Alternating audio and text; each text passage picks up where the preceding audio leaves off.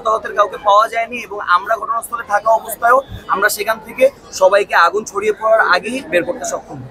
তবে ওর অন্য পাশে যে প্রিন্টিং ফ্যাক্টরিটা ছিল সেখানটা থেকে হতাহতের মানুষজন পাওয়া গেছে এবং এখন পর্যন্ত আমরা নিশ্চিত না যে আসলে কত মানুষ বা কত লোক গেছে, তবে আগুন মোটামুটি নিয়ন্ত্রণে আছে। তার মানে বলতে চাচ্ছেন যে কেমিক্যালের গোডাউন থেকে প্রিন্টিং ফ্যাক্টরিতে আগুন ছড়িয়ে পড়েছে। জি, কেমিক্যালের গোডাউন থেকে প্রিন্টিং ফ্যাক্টরিতে, পাশের ওয়াশিং ফ্যাক্টরিতে এবং তার আশেপাশে যে রেডিয়াসের মধ্যে যে কয়টা প্লট ছিল সব জায়গায় আগুন পৌঁছেছে। এবং এই পুরা এই যে একটা আবাসিক এলাকার মধ্যে এরকম যে গোডাউন, এই নিয়ে এলাকাবাসী অনেক দিন ধরে অতিষ্ঠ এবং প্রায় এখানে গার্মেন্টস কর্মীদের মধ্যে দাঙ্গা হয়, তাদের বেতন নিয়ে ঝামেলা হয়। তার পাশাপাশি আজকে এত বড় একটা ঘটনা ঘটে গেল।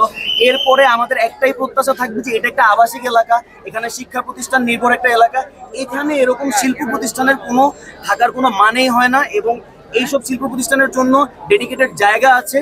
এবং আমরা আশা করব এই ঘটনার পর থেকে বাংলাদেশ সরকার যেন এই বিষয়ে একটি স্টেপ। আমার নাম শেখ মাহিন আহমেদ। নামটা আবার একটু বলেন। শেখ মাহিন আহমেদ।